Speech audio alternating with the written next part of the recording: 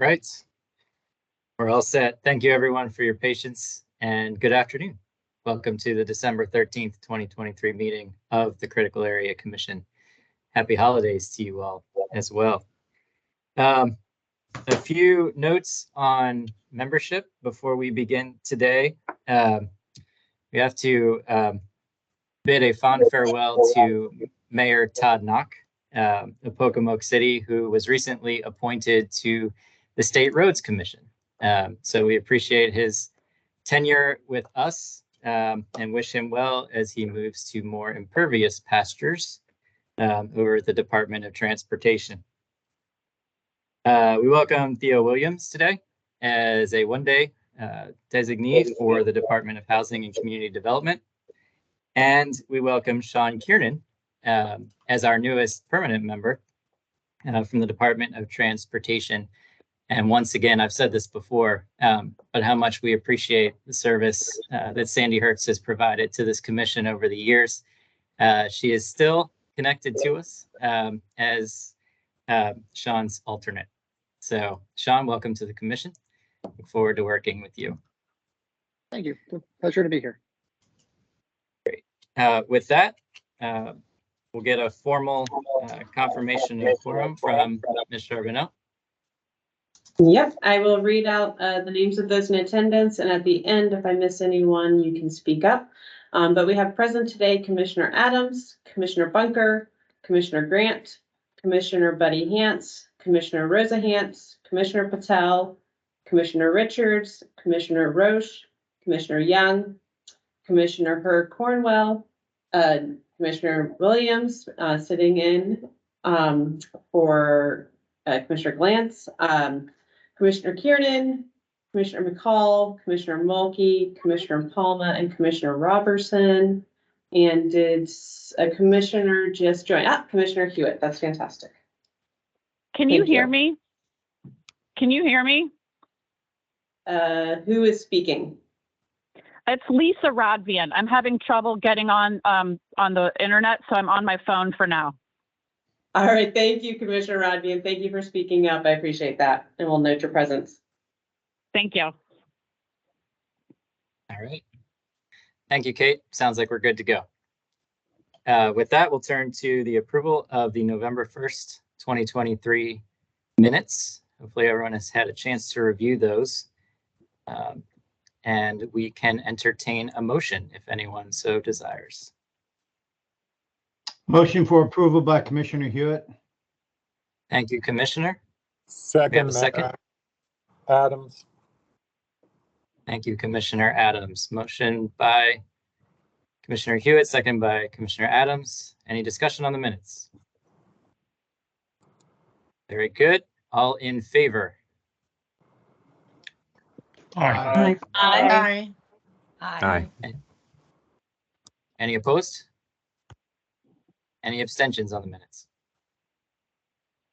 Very good. Minutes are adopted. Okay, this takes us to our first vote of the afternoon. This is a vote on a panel report, a mapping mistake out of Worcester County for Ayers Creek. We haven't had one of these in a while. So this is how it's going to roll today. We will first hear a presentation by Ms. Durant on our staff, and then we will hear from the county on this one. Mr. Bob Mitchell is here representing the county today, so he will speak to the county's interest. We'll entertain questions on both of those, and then we will move to the panel report. So a panel in many ways is like a subcommittee, but they have a very specific charge and order of operations that Ms. Durant will describe to us in her presentation. That report will include a motion, and assuming that motion gets a second, we will have an open discussion on that motion before a vote. So that is the order of operations. And with that, Ms. Durant, you have the floor. Thank you, Chair Fisher. While I am presenting today, I will not be able to see any of you. So I just want to warn you ahead of time. Um,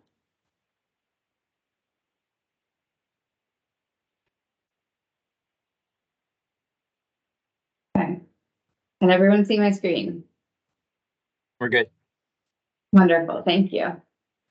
Good afternoon. I'm Kate Durant, and will be presenting the Ayers Creek mapping mistake. Bob Mitchell and Dave Bradford from Worcester County are joining us for the meeting. This property is located in Worcester County, right here, all the way on the eastern shore, at 8219 Stephen Decatur Highway, in Berlin, Maryland. So roughly in this location where my laser pointer is. Something to note is that Worcester County has two critical area programs. They have the Chesapeake Bay Critical Area Program, which was adopted in 1990, and the Atlantic Coastal Bays Critical Area Program, which was adopted in 2002. The proposed mapping mistake is located in the Atlantic Coastal Bays Critical Area. So here's a better shot of the parcel.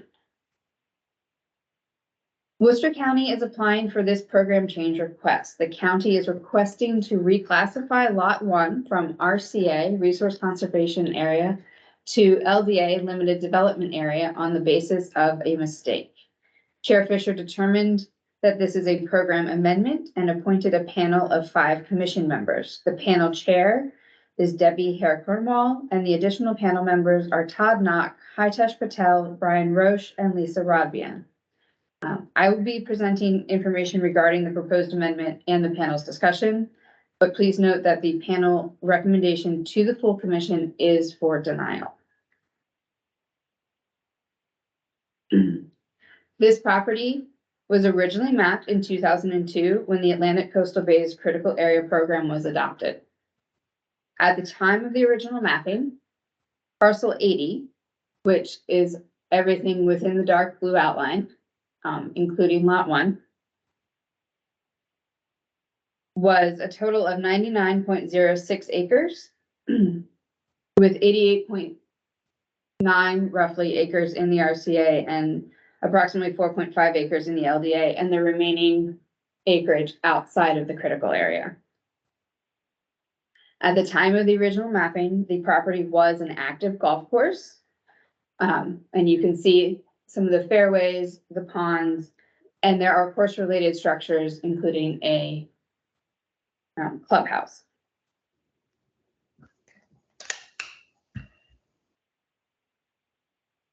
Same picture, more information. So in 2020, parcel 80 was replatted, which created lot 1 here as you see it, as well as 2 additional lots on the north side. Lot 1 is a total of 9.13 acres with 8.34 acres in the RCA. And lot 1 shares a septic with lots 2 and 3 on the north side of the property that we're looking at. Lot 1 is on well water, and currently an environmental nonprofit uses the former clubhouse as their office space. So this is a proposed mapping mistake. I will turn off my laser pointer because you guys don't need that. So the goal of the commission is to determine that the proposed mapping designation change is consistent with the purposes, policies, and goals of the critical area law, including the mapping standards at the time of the original mapping in 2002. In the next few slides, I will review the goals of the critical area law and the definitions for LDA and RCA. So on this slide, the goals of the critical area law are to minimize impacts to water quality, to conserve habitat, and then to have policies that accommodate growth and development and recognize that even if pollution is controlled, there are still adverse environmental impacts. This is the full definition of LDA as stated in the Natural Resources article. The highlights include that LDA is an area developed with low to moderate intensity and can contain areas of natural habitat, but it is not dominated by agricultural land, wetlands, forests, or open space. Additionally, the housing density is 1 dwelling unit per 5 acres up to 4 dwelling units per acre. And an area that is IDA can qualify as LDA if it is less than 20 acres. This is the definition of RCA as stated in the natural resources article. RCA is dominated by natural environments, including wetlands, forests. Forests and open spaces, and has a housing density of less than 1 dwelling per 5 acres. So those are some of the differences between LDA and RCA.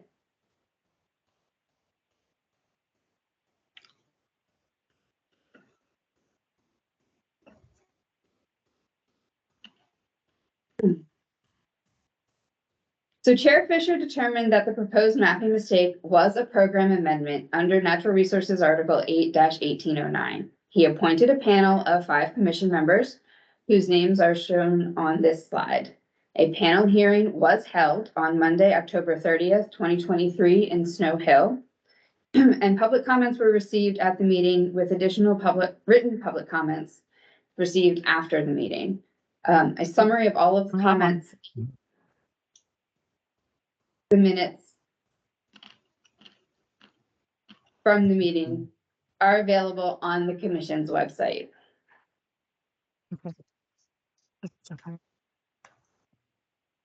On Thursday, November 9th, 2023, a panel meeting was held online for the panel members to discuss the information they received during the panel hearing on October 30th and determine their recommendation for the full commission. 4 of the panel members attended. Todd Knock was unable to join. The focus of the panel's discussion are the 2 questions shown on this slide. First, does the mapping mistake meet the mapping requirements for an LDA as of 2002? And second, is the mapping mistake consistent with the goals of the law? In the next couple of slides, I will summarize the panel's discussion. The panel reviewed the definition of LDA, which was previously shown during this presentation and is also on page 3 of the staff report, and determined the following points during their discussion. The golf course and clubhouse were being used at the time of the original mapping in 2002, but there were also significant natural areas on the parcel. There was not enough information to determine if the runoff from the property was impaired. There were no dwelling units on the property at the time of the original mapping. The well and septic system on site were not public systems. And the golf course could be considered as open space, and the parcel did not meet the characteristics of an IDA. After the panel reviewed the definition of the LDA as previously stated, they also reviewed the goals of the critical area law, which were also previously shown, and are on page 2 of the staff report. The panel determined the following points during their discussion. That the change does not minimize the impacts to habitat and water quality because the site would be changed to a more intense designation, going from RCA to LDA, and that there are other places where growth could be accommodated without the impacts of a more intense designation.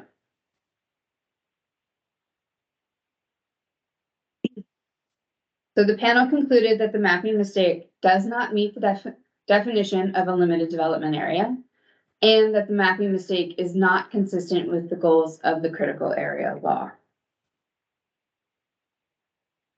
The panel made the following recommendation at the end of the panel meeting. Based on the determination that the proposed mapping mistake did not meet the standards of a limited development area as described in Natural Resources Article 8-1802, or the goals of the critical area law per Natural Resources Article 8-1808B, the panel unanimously voted to recommend the full commission deny the request to amend the designation of Lot 1, Parcel 80, tax map 33 on the basis of a mistake. And that is all I have. Thank you, Chair Fisher. Thank you, Mr. Hant. Are there any questions from commissioners on the content of the presentation or the staff report? We'll hear from the county momentarily.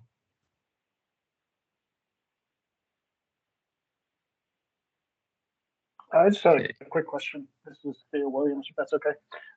Yep. What was the reason for requesting the map change? Like, is there plan development or something that necessitates this, or is this just the county clearing things up? Or is the county about to say that and I'm jumping ahead of things? I think the county may speak to that one. It's a good Okay. question. I'll hold my question then. Thank you. Okay. Mr. Mitchell, Can you hear me? the floor is yours. Yep. All right, good afternoon. Just again, you have our submittals. We've also submitted some additional information that hopefully cleared up for the panel. Sorry, that hopefully cleared up for the panel some of the statements made about the natural environment and what was going on in the area. This property was improved, in service in 2002. The lot coverage limits, for what they were requesting in this amendment are already locked down. They're at their limit, whether it's RCA or LDA, and there's 1.25 acres on that lot 1 under the current RCA designation. The rest of that lot, is outside the RCA, including some of the parking lot, which straddles the line. This property is not going to get public service, but it is improved with a commercial grade septic that has a shared facility, as you've already heard. That's also locked down. That capacity serves the homes on the family farm and the clubhouse. So right now it's under common ownership. I mean, it could change, but we have the agreement. It is, to be done in perpetuity. It does have replacement area. We're only on our first system, so but that has limits. So, and it's already locked down. It can do only what they have available, and the only thing they have available is for the clubhouses, its current use, which is an office for nonprofit.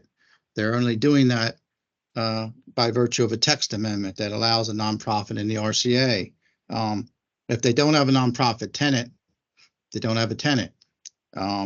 Again, lot 1 didn't exist at the time of the map, and we had, in our reassembly of lot lines, it has almost nearly all the impervious surfaces from the farm, from the golf course, that were existing at the time of a reassembly. So it's only been improved. There's lots on the other side of the family farm that are LDA, but again, when the lots were reassembled, we even dropped lots. The owner even gave up lots to do this reorganization. We've also submitted additional information regarding the health of the watershed. Again, this watershed improved to a C-. We got a B- for the entire coastal bay system. It's our best grade ever. The area again on lot 1, it's locked down. It cannot. There's nothing else they could do other than a revamping of the clubhouse. But again, as I say, if they don't have a nonprofit tenant, they don't have a tenant. So that kind of limits the owner. But he's also limited by what their capacity is in their system, and they're limited by the impervious surfaces that they have. So if you're talking about somebody that's locked in, I would say they're pretty locked in here on what they can do or what they could do. He's improved this as a family farm. There's been a heck of a lot of plantings here in the farm proper. It's basically improved back and reverted back from an intensive golf course use to almost a family farm use with farm animals and the like, and a lot of extra trees that have been planted on lot 1 and across the other lots within the subdivision. So again, we're talking about something that maybe it was a square trying to fit in a round hole, but it was just something that we were trying to bring forward on their application to see what could be done to address this area that was just, again, created, and then most of the impervious and most of the improvements, almost nearly all the improvements on the golf course are in this one corner of the lot. So that's where we stand. Okay. Thank you, Bob. Appreciate it. And I appreciate the county's time and energy today and Appreciate throughout this panel hearing process. It's much appreciated. Does the commission have any questions for Mr. Mitchell? Mr. Mitchell, Mike Hewitt, Commissioner, tell me, when you say that if you have a nonprofit as a tenant, you don't have a tenant, did I hear you say that right, sir? Yes, I mean, they do have a nonprofit tenant. Maryland Coastal Bays Program rents the clubhouse right now and operates out of that. They have boats, they have their, some of they do a rental at the Aztec, and then they have their business conducted out of those offices within the clubhouse. Basically, clubhouse is an office building. That's functions there in storage area. I'm sorry? Why is that not considered a tenant? Well, it is a tenant, but if they move out or they take another office somewhere else, then they don't have a tenant unless they can get another nonprofit agency, environmental agency into that building. All right, maybe I may have misunderstood. Sorry. Thank you. Okay. Yes, sir. Commissioner Hans, Rosa? Yes, thank you. And thank you, Commissioner Hewitt, for your prior question. That was one of mine. I have a follow-up wondering what the desired outcome of moving to a limited development area would mean for the current property owners. What is it that they are seeking to do that they cannot do within the RCA? Because it sounds from your description like if it is currently a farm, that would be well within, the RCA bounds. Sure. I mean, again, as I said, the library bisects the critical area line there. Some of it's outside the critical area and it's fronts on 611. And some of it is in the RCA with the clubhouse and the shared facility, the sewage facility. Again, when I say locked down, they're locked down and impervious. They can't increase the size of that building. They can't increase the impervious surfaces on this lot. They also can't increase the wastewater and the intensity of use in that building. So they're pretty much limited to a nonprofit environmental organization, or if they do get LDA, they could potentially have an office, but they would need a rezoning too for that lot. But again, I'm just saying the box that they're in. They have a square box and a round hole, I guess, for this, if I can rationalize it that way. They could potentially get a for-profit office or overflow office into that building. But again, with the sewage flow that they have available to that building, there's not a lot of leeway on what they could actually do there. And office and the flow that is assigned to office flow, it pretty much limits to what they could potentially do in that building. This talk of 35 cottages or a bar, restaurant, and everything. I don't see that's in the realm of possibilities here with the limited flow that they have in their system.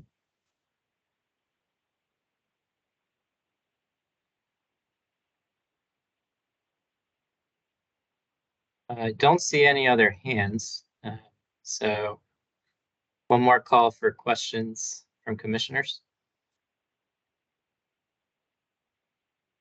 Okay. Hearing none. Chair Fisher, I'm sorry. This is Commissioner Grant. I just want to make sure that I'm clear on what's being said here. So you're saying that by changing this designation gives this farm the ability to build and grow? And what are the plans if the designation is changed, what are the plans to further develop this spot? I'm saying that they're at their limits right now. All it would be within the confines of that building footprint, what they could do there, whether it's for-profit office, but that would involve other filings on the local level, such as a rezoning and potentially a text issue there. They're limited. They're limited in impervious and they're limited in flow. So there's no redevelopment here. There's only or expansion of use. There's only a redevelopment or maybe a renovation of what they currently have. That's the limits that we see right now. Okay, thank you. All right. With that, we will turn to Commissioner Herc Cornwell. Thank you, Debbie, for chairing our panel. And she has a brief report for us. So based on the determination that the proposed mapping mistake did not meet the standards of a limited development area as described in Natural Resources Article 8-1802, or the goals of the critical area law per Natural Resources Article 8-1808B, the panel unanimously voted to recommend the full commission deny the request to amend the designation of Lot 1, Parcel 80, Tax Map 33 on the basis of a mistake. And that would be the panel's recommendation and a motion. Thank you, Chair Herc Cornwell. Motion from the panel. Is there a second to this motion? So we're, Commissioner second. Vance. Commissioner Hewitt for discussion. All right. I think Rosa got in there first, so we'll assign the second to Rosa for this one, but thank you, Commissioner Hewitt, as well. We have a motion and a second, so we will move into discussion on that motion. and the motion is to deny, correct? That is correct. And Commissioner Hewitt. What is the ramifications of denying this to the applicant? What does that mean to them? What does that change for them, Mr. Mitchell? I think the question was directed to you, Bob.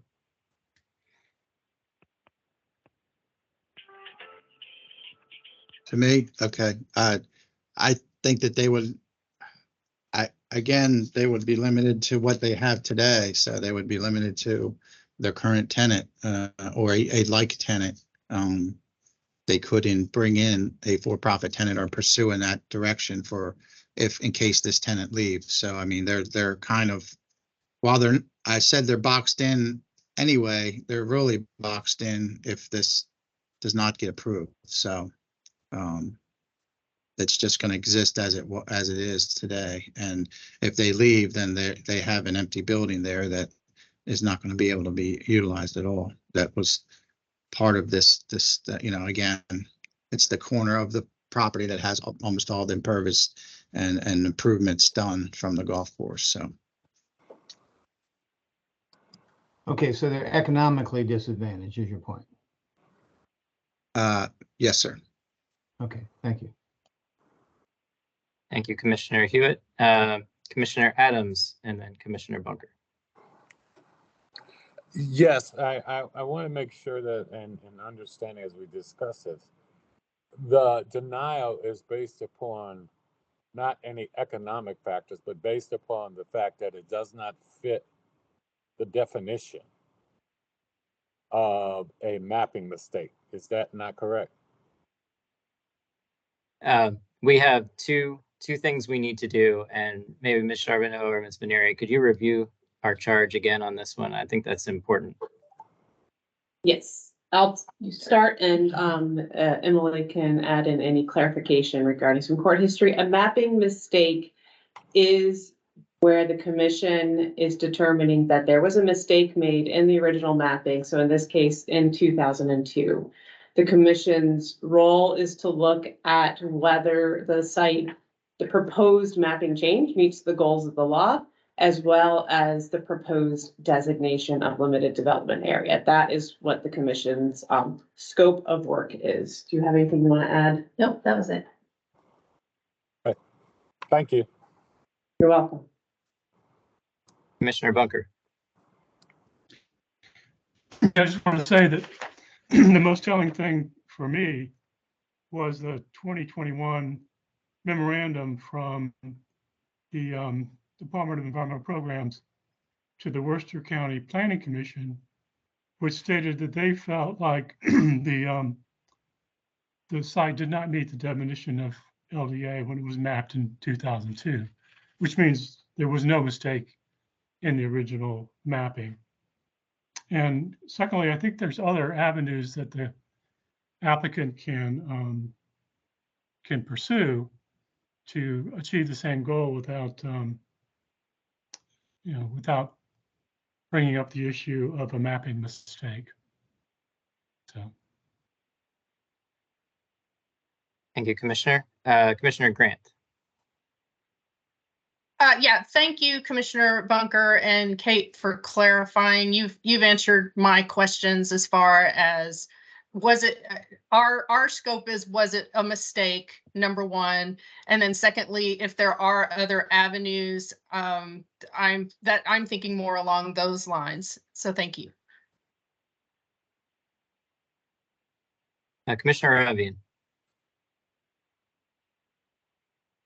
I will just add my thought that I understand the frustration of the property owner, but I think we don't really have a legal basis to call this a mapping mistake. I don't think anything, would change the analysis that we've made at this point.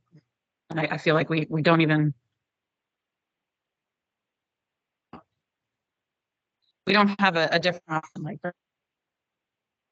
That really needs to be the outcome. Understood. I have a question for Kate. We've talked a little bit about alternatives, and I'm just wondering what we've seen elsewhere. I mean, part of our charge as the Critical Area Commission, well, a fundamental piece of our charge is to ensure consistent implementation across counties.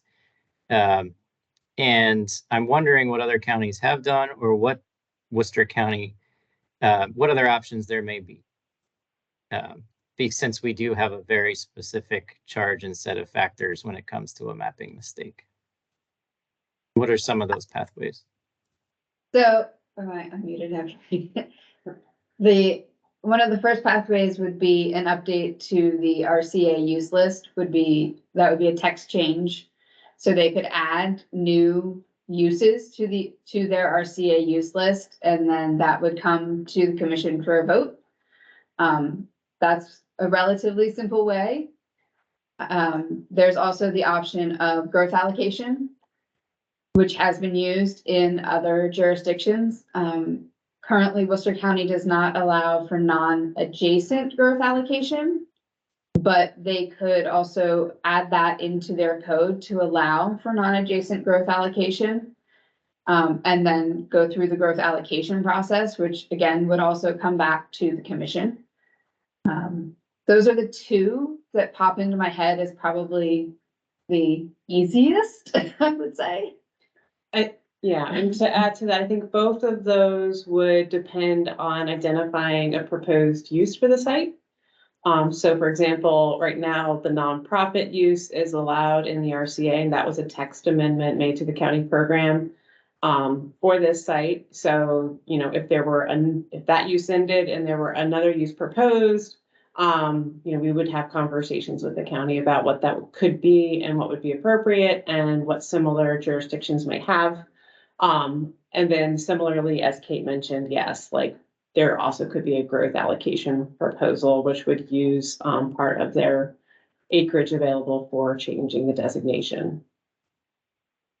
Okay, thank you. So there is a history in Worcester County of adding the use that's currently there to the list of permitted uses in the RCA, and in theory that could be done again, subject to local and commission approval. Correct. Okay, understood. Thank you. Other comments, discussion from commissioners? We do need to vote on this today. We have a statute of limitations for program amendments. Chair Fisher. Yes. Chair Fisher. Just a point of order. My sound cut out at the time that the motion that we're about to vote on was actually made. So I'm wondering if you could just repeat it for my benefit, and I apologize that my technical difficulties are getting in the way. That's not a problem. And since it is a motion to deny, a yes vote would be to deny. So we want to be clear about what yes and no means in this case. But you can see the full motion on the screen now. We'll give you a second to look at Thank that. you.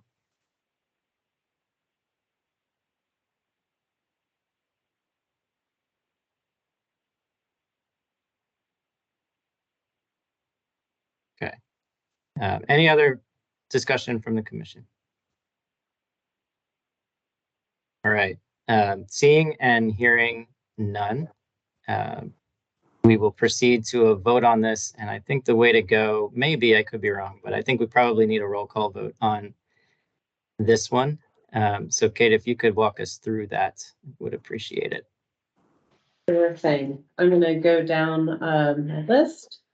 And when I call your name, if you could state your decision. Commissioner Adams, Aye. Commissioner Bunker, Aye. Commissioner Grant, Aye. Commissioner Buddy Hance, Aye. Commissioner Rosa Hance, Aye. Commissioner Hewitt, Aye. Commissioner Patel, Aye. Commissioner Richards, Aye. Commissioner Roche, Aye. Commissioner Rodbian, Aye. Commissioner Young, Aye. Commissioner Hurt Cornwell, Aye. Commissioner Williams,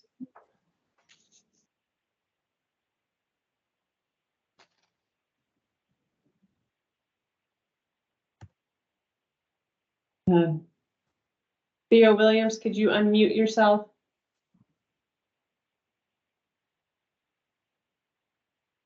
All right, we will move on. Commissioner Kiernan, Aye. Commissioner McCall, Aye. Commissioner Mulkey, Aye. Commissioner Palma, Aye. Commissioner Robertson. Aye. So all aye with the exception of Commissioner Williams would be abstaining. Very well. Okay. The motion carries. Once again, I want to extend my appreciation to the county for working with us through this process. And I think was clear from the discussion and the deliberations, certainly isn't the only pathway to talk about the future of this parcel. So we welcome continued dialogue as necessary. Also want to thank Debbie and the members of our panel. It's multiple extra meetings and in some cases a significant amount of travel. So thank you for your time and energy in helping us get to this point today. And with that, we will be moving to our project agenda. Our normal subcommittee chair, Mark Conway, could not be with us today. And so pinch hitting in Hall of Fame fashion is Tammy Robeson. So thank you, Tammy, for leading our project subcommittee this morning. And we will begin with a presentation and vote on the WSSC Western Branch Water Resources Recovery Facility Main Substation Replacement, which is contending for longest title of the year. Mr. Carrot, you're up. Great. Thank you so much, Chair Fisher. Please let me know if you can't hear me or see my slides, but I will proceed as if you can. Again, I am Annie Sakarik, and I will be presenting the Washington Suburban Sanitation Commission's Western Branch Water Resources Recovery Facility Main Substation Replacement Project. And I believe we do have a couple of representatives from the project again on the call to help answer any questions that may come up. And I again thank them for their time and participation in this process. So the project site is located in Upper Marlboro in Prince George's County, as shown by the yellow box on this map. Washington Suburban Sanitation Commission, or WSSC, is a quasi-state institution, and the proposed project exceeds the thresholds for general approval under the existing Memorandum of Understanding, which is why it is here today for review by the full commission. Here is an aerial of the site showing existing conditions. WSSC is proposing to replace the existing main substation switchgear enclosure with a larger building and new power generators. The yellow box gives you a general idea of where the project will take place. Here's the site plan, which has been rotated counterclockwise. The red shows the limit of disturbance, and the yellow is the total lot coverage. The project will not impact the buffer or other habitat protection areas, and additionally, the project will not result in any tree clearing, and the property will remain under the 15% lot coverage limit. WSSC is proposing to install a microbioretention system, as highlighted in blue on this site plan, in order to meet the critical area 10% pollutant reduction requirement for this project. Based on the climate resiliency analysis, the project site is not vulnerable to sea level rise, coastal flooding, or storm surge, nor is it located in a wetland migration area. The project has been reviewed by other applicable state agencies, and the public notice requirements have been met. And I will now turn it over to Chair Fisher.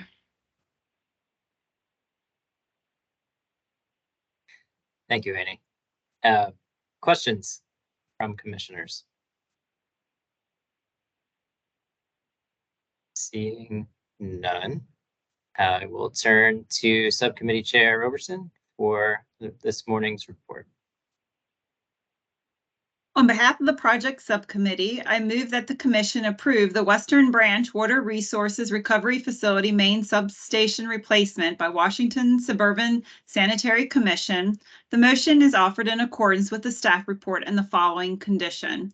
Prior to the start of construction, WSSC shall submit to commission staff a copy of all final authorizations or approvals regarding MDE's stormwater management, sediment erosion control, and National Pollution Discharge Elimination System, or otherwise known as NPDES permit. Thank you, Tammy. We have a second. Commissioner Grant, second. Thank you, Commissioner Grant. We have a motion and a second. Any discussion on this item before we vote? Very well. Voice vote for this one. All in favor of approval with condition, say aye.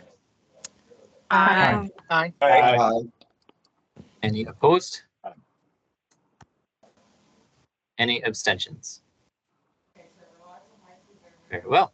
Motion carries unanimously. Thank you all very much. Moving to our next vote of the day. This is the Department of Natural Resources, Elk Neck State Park, Maudlin Mountain Cabins. Did not know there was a mountain in Cecil County, but excited to learn that fact. Ms. McCloof will take us through this one. Okay, thank you so much, Chair Fisher. Just a few seconds to get this slideshow up and running.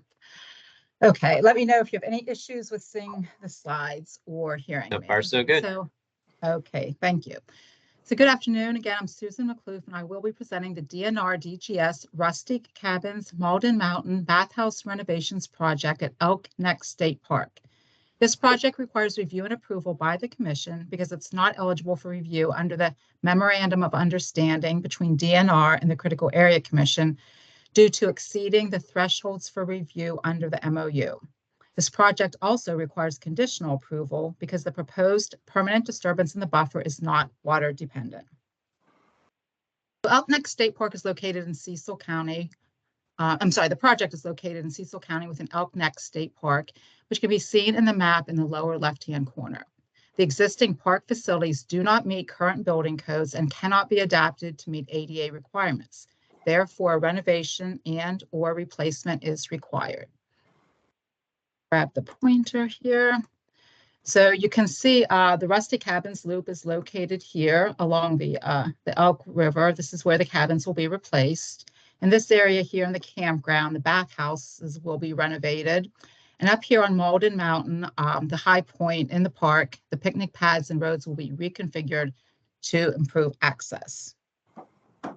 The Maryland Department of Natural Resources, Engineering and Construction Unit, and the Department of General Services are seeking approval to construct improvements at various locations within Elk Neck State Park. The proposed improvements include reconstruction of 9 cabins and the associated access road at the Rustic Cabins Loop, new picnic pads and improvements to existing picnic pads, demolition of an existing bathhouse, and construction of a group picnic pavilion at Malden Mountain, and improvements to 5 existing bathhouses in the campground area.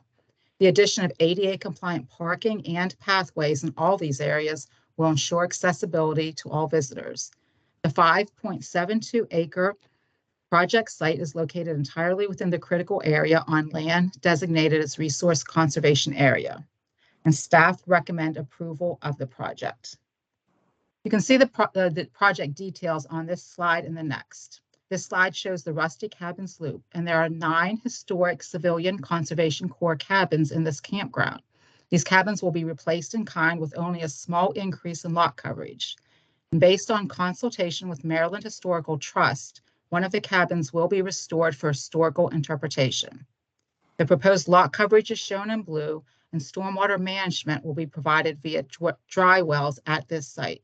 Extensive planting of the buffer in this area will provide habitat and protect water quality. You can see the work on Malden Mountain on the left. This consists of replacing the existing pavilion, providing a new comfort station here, and the facility, and also creating improved picnic paths as you move around this access road. The new comfort station will be connected to the nearby sewer line. And in addition, there will be 2 micro bioretention facilities at this site. So you can see one right here and the other one in this area. On the right, you can see the 5 bathhouses in the campground area that will be upgraded to current codes and to provide ADA compliant parking. The details regarding the project impacts and mitigation can be found on pages 2 through 4 of your staff report, and they're summarized on this slide. The total mitigation requirement for the project is 3.90 acres. So on the left, this landscape plan shows the 3.72 acres of reforestation on Malden Mountain, which is contiguous to existing FIDS habitat. The mitigation will be planted along here, and this is the access road leading up to Malden Mountain. The improvements are right here in this area. The landscape plan on the right shows a portion of the extensive tree planting and landscaping that's proposed at the Rustic Cabins Loop. So you can see 3 of the cabins here, and a variety of canopy trees, understory trees, shrubs, perennials, and evergreens will be planted in this area. In addition, the project will meet the critical area 10% phosphorus reduction requirement via the installation of the 2 bioretention facilities on Malden Mountain and the dry wells at the Rustic Cabins site. Details regarding the coastal resiliency analysis can be found on page 5 of the staff report. In summary, Malden Mountain and the bathhouse renovations area are located outside of vulnerable locations. The Rustic Cabins site is located beyond the projected 10-foot sea level rise zone, and there are no mapped wetland adaptation areas on site. However, as you can see on this slide, several of the cabins are located partially within the projected storm surge of a Category 4 hurricane. It's a little difficult to see, but there's several of the cabins like right here and along here are located partially within this Category 4 storm surge. But the proposed reforestation and landscaping within the buffer in this area will provide additional protection and resiliency to storm surge. The details regarding permits and review by other agencies can be found on pages 4 to 5 of the staff report, and they're summarized on this slide. Of particular note for this project, the Maryland Historical Trust determined that the project will have an adverse effect on historic properties. Maryland DNR and MHT signed a memorandum of agreement on December 6, 2023 to ensure measures are taken to resolve the adverse effect.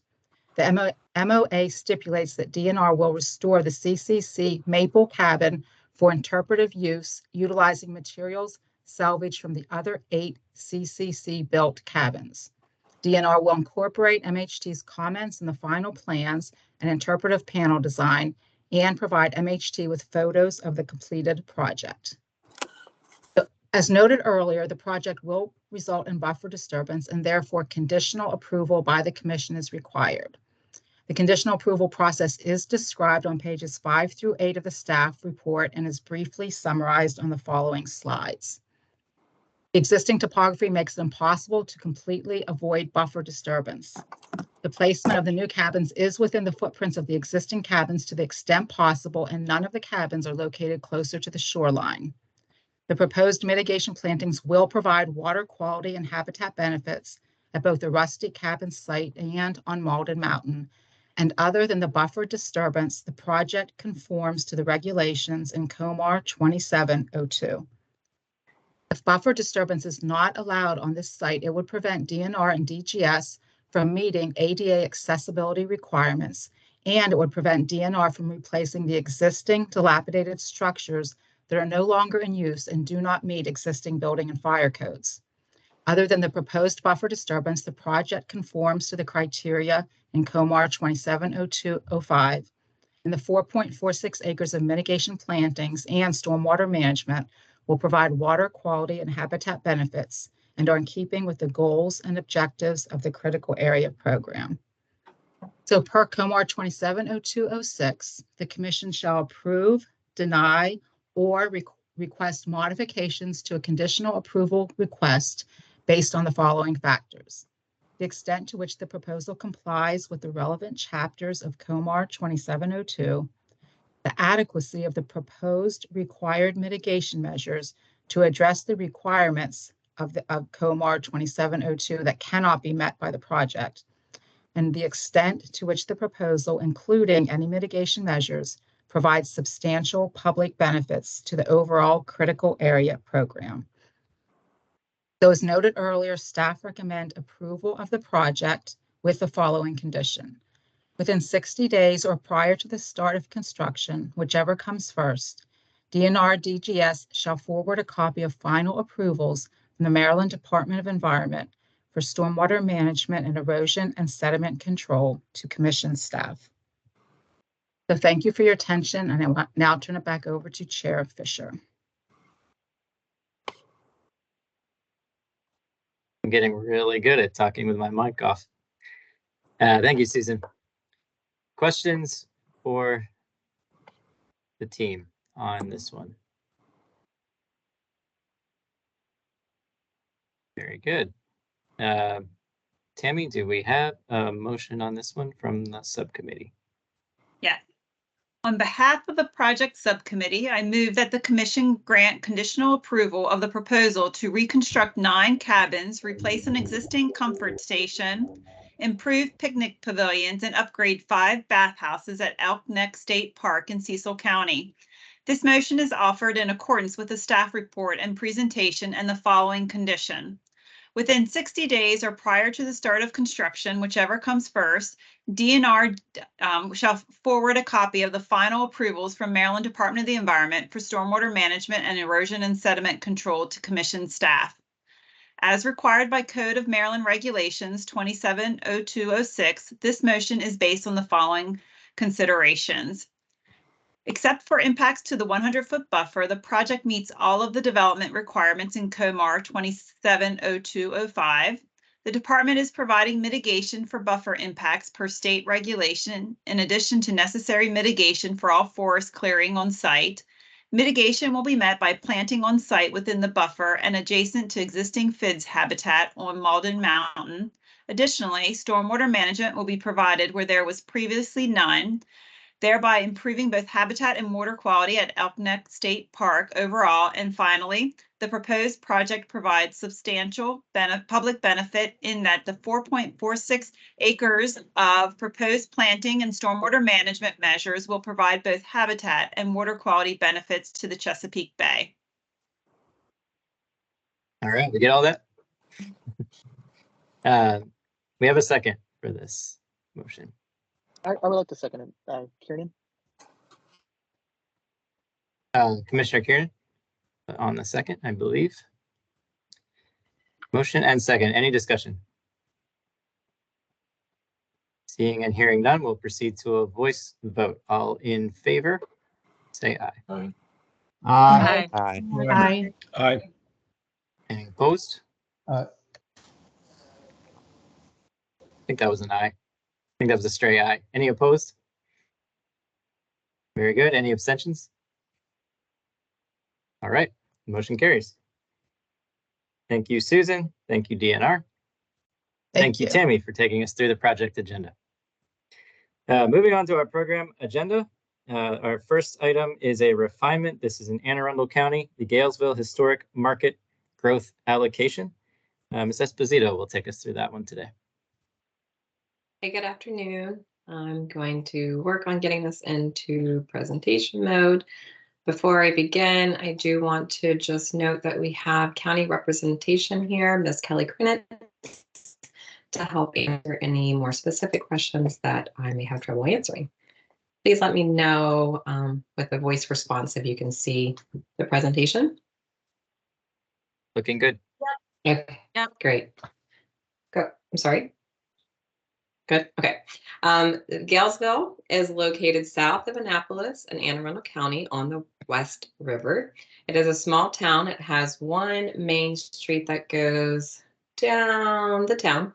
It runs to the water. It has a population of around 500, primarily year-round residents. So in September of this year, Anne Arundel County passed a bill to approve the proposed growth allocation to change the designation of 0.561 acres from limited development area to intensely developed area to allow for infill redevelopment of a legally non-conforming parcel that is zoned for commercial use. That is the area, let me put my pointer on, shown in this area here. Commission staff recommends concurrence with the chair's determination to process this request as a refinement and approval of the request as proposed. Just a little bit of history of the site. Galesville was established in 1652. It's considered the birth of Quakerism in Maryland. And the West River Landing was an official port of call, was an important port for Maryland commerce at the time. The town has several historic structures to note. The one you see here is the impetus behind the growth allocation request before you today.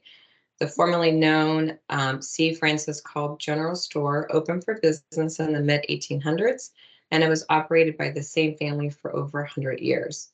It is believed to be the second oldest structure in the town. The ownership vision of the site is to revitalize the historic structure and redevelop the property to add value to Galesville commercial area of Main Street. And once revitalized, to operate as a nonprofit community-owned commercial space filling the community needs, such as a market, house, coffee, bar, or gathering place. The existing conditions, the parcel outlined in blue, it is a 1.67 acre limited development area parcel. It has split base zoning. The parcel and what is before you, the growth allocation today, is zoned C1 commercial. The remaining portion of the thin sliver of land is R2 or residentially zoned. It is currently improved with a 2-story historic structure, a 1-story wood frame building, a pump house, an accessory building, 2 sheds, a walkway, and gravel parking. There is no immediate proposal for the site. The property owner is in process of subdividing the parcel into 2 lots. One for the growth allocation area, and the remaining portion of the parcel will be residential, with the goal of selling the residential portion of the parcel to raise funds to revitalize the market. And when redevelopment is proposed, the site must comply with IDA development standards. So as a part of the growth allocation, agency coordination and development standards as it relates to the project was looked into. There are no other habitat protection areas on the site except for the buffer, which is not a part of this growth allocation. It's on the residential portion. And then there are no impacts to rare, threatened, or endangered species. There are no proposed impacts to tidal or non-tidal wetlands. And as I stated earlier, redevelopment must comply with IDA development standards, including the 10% phosphorus reduction to provide stormwater on site. Also has to abide by local sediment and erosion control standards. In addition, commission staff completed a coastal vulnerability assessment on the site using various state data layers, including Coastal Atlas, which is shown before you.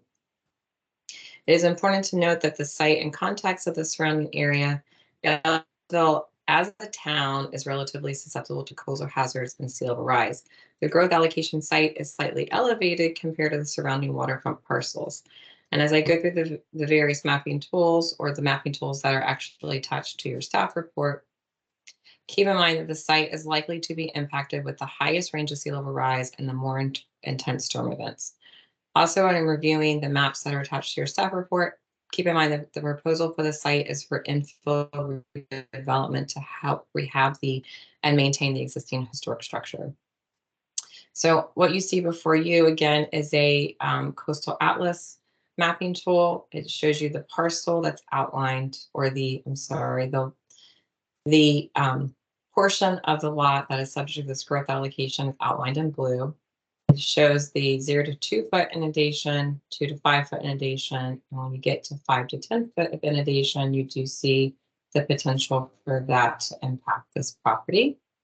But just to provide you with the reference, the mid-level scenario for Maryland sea level rise predictions, note for 2050 at a 1.4 foot elevation, and for 2100, a 3.7 foot elevation.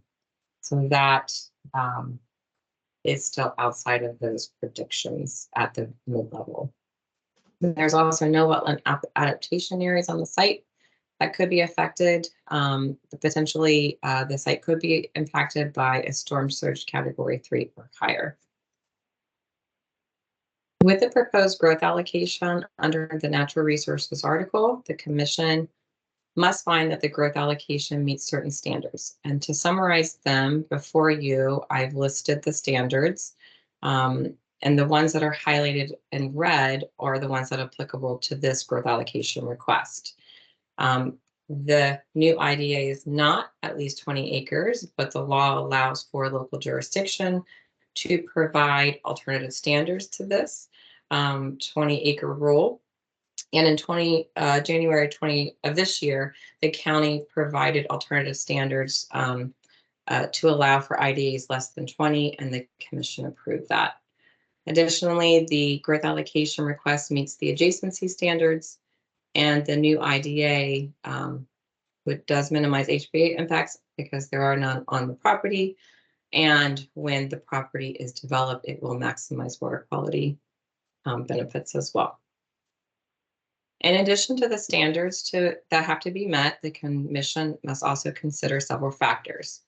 The factors are outlined in detail on pages 4 through 8 of my staff report. And prior to today's meeting, commission staff reached out to state agency representatives on the commission for input regarding the growth allocation request in response to the factors that shall be considered. At the time, Department of Housing and Community Development had no comments. Maryland Department of Agriculture had no concerns. Maryland Department of Environment, Department of Natural Resources, Maryland Department of Commerce, and Maryland Department of Planning all provided input, and their comments were noted under each applicable factor within the staff report. But just to briefly scroll through them, it must consider consistency with the local comprehensive plan. The county provided findings that it is consistent and provided areas within the plan where that is consistent, and Maryland Department of Planning concurred with that and provide details within the comp plan as to where and how this is consistent with the plan. Also, for new IDAs to be served by public wastewater system, B and C are really not applicable, although this area is located in a priority funding area. It is less than 20 acres. And D notes to have a demonstrable economic benefit to the area. Maryland Department of Commerce agreed with the county's finding that revitalizing the site would provide an economic benefit to the area. Additionally, a couple more factors to consider is environmental impacts associated with the wastewater stormwater management and wastewater stormwater discharge to tidal waters have been considered. There are no current discharges. MDE provided comment about how to obtain a license for when the redevelopment of the site occurs and if discharges were to occur. The Maryland Department of Natural Resources provided guidance on when redevelopment occurs to consider providing stormwater management to have the capacity to take on the 100-year storm event. And lastly, the environmental impacts associated with location and coastal hazards or an increased risk of severe flooding attributed to the proposed development. Both DNR and MDP provided input really in regards to the potential for future flooding and inundation, and to consider that when redeveloping and potentially following CoastSmart guidelines, which really means potentially looking at elevation to elevate the structures. And with that, I will turn it back over to Chair Fisher. Thank you, Jen. Questions on this one? Seeing none. Subcommittee Chair Bunker, good afternoon to you. Thank you. The Program Implementation Subcommittee met this morning and they determined that the proposed Galesville Historic Market growth allocation approved by Anne Arundel County and is shown on the site plan and accompanying materials accepted by Commission staff on October 25th, 2023, is consistent with the purposes, policies, and goals of the Critical Areas Commission. Because this proposed growth allocation meets the required standards for new IDAs under Natural Resources Article 8-18081C, COMAR 270102-063, and Section 1813-401 of the Anne Arundel County Code, the program subcommittee recommends concurrence with the chairman's definition of refinement. Furthermore, the program subcommittee recommends the chair approve the growth allocation request to change 0.561 acres of limited development area to intensely developed area as proposed. Thank you, Steve. Any discussion following the subcommittee's report? All right, seeing and hearing none. I will acknowledge the subcommittee's recommendation, and your recommendation will stand as my final decision on this matter. Thank you all very much, and thank you to the county for participating as well. That moves us on to the town of Queenstown with a text amendment for water dependent facilities and structures on piers. Back to Ms. McClure. Thank you, Chair Fisher. So yes, once again, this is Susan McClure, and I will be presenting a text amendment for the town of Queenstown. The town of Queenstown is located in Queen Anne's County on Little Queenstown Creek in the Chester River. The town motto is Little Town on the Water. Queenstown was founded in 1707 and was the first county seat of Queen Anne's County, and the original courthouse was built in the town in 1708. You can see Queen Anne's County highlighted in red in the map of Maryland, and the Queenstown municipal boundary can be seen outlined in red on the map on the right. But here's a close-up of the town, and again, the town boundary is indicated by the red dotted line. The town does contain all three critical area land classifications: intensely developed area, which is shown in red, limited development area in yellow, and the resource conservation area is shown in green. The Natural Resources Article 8-1809H allows each local jurisdiction to propose program amendments and refinements to its adopted critical area program no more than 4 times per calendar year.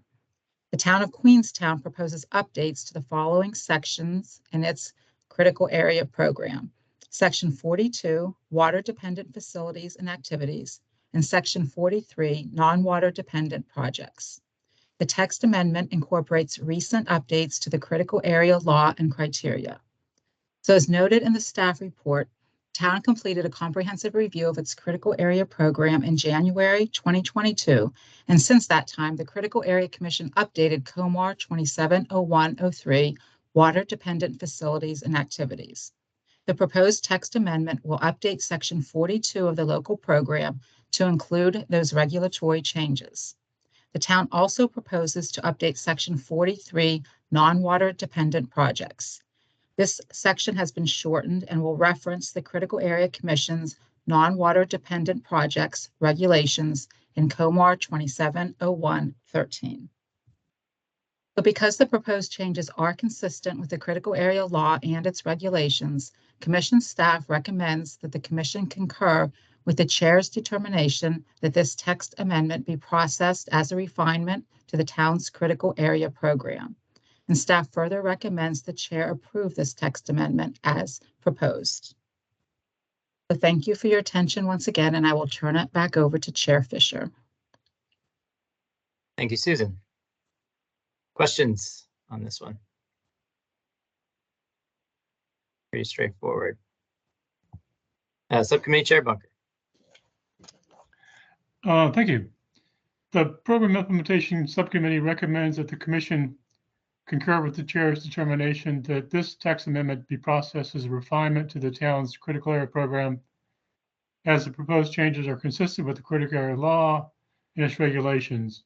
The subcommittee further recommends the Chair approve this text amendment as proposed. Excellent. Thank you very much. Discussion on this item from the Commission. Okay. Well, in that case, I will acknowledge the subcommittee's recommendation, and it will stand as my final decision on this matter.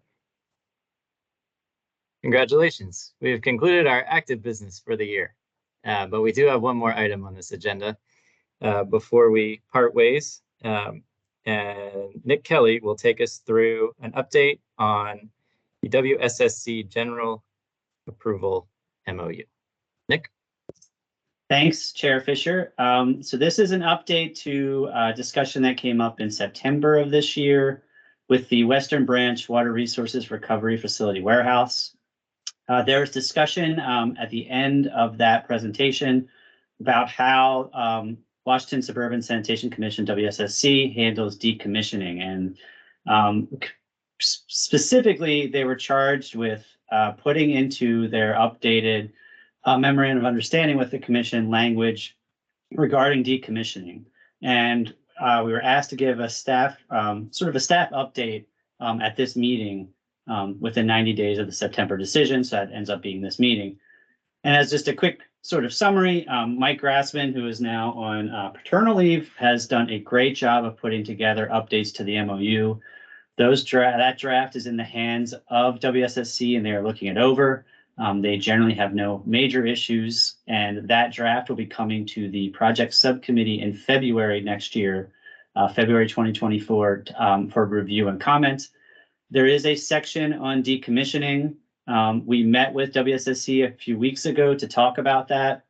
They don't have a problem including language on decommissioning, and we are working on a draft. We don't have anything that's perfect yet to share with you, but I see no reason why we won't have that in February, so that everybody will be able to take a look at that and provide their comments then. So that's the latest. It's on WSSC's side. They're reviewing that language, and once again, it will be here in February for the project subcommittee to review and comment. And once that's finalized, it would come to the commission in spring of 2024 at some point for a final vote. Great, thanks, Nick. Any questions or thoughts from commissioners on that this time? It sounds like we'll be seeing a lot more of that one early next year. Very good. Okay, new business. Really isn't new business to share with you all. I would just note very briefly that the work groups that we mentioned at the prior meeting, we are in the process of getting those set up and ready to go. I want to express my appreciation to those of you who have volunteered for one of those work groups. Again, one is regarding mitigation banks, specifically for the State Highway Administration, and the other is to begin to forge a diversity, equity, inclusion, and justice policy for the Critical Area Commission. So two very different subject areas, but I think both will serve us well as we move into next year. So there is still time. You have not missed your chance to volunteer for one or both of those work groups. Just send me a note and or Kate, and we will get you connected. Those of you who have volunteered, you should be hearing from us shortly. With that, I want to open the floor. If any commissioner has any business that they would like to bring before the commission or comments for good order.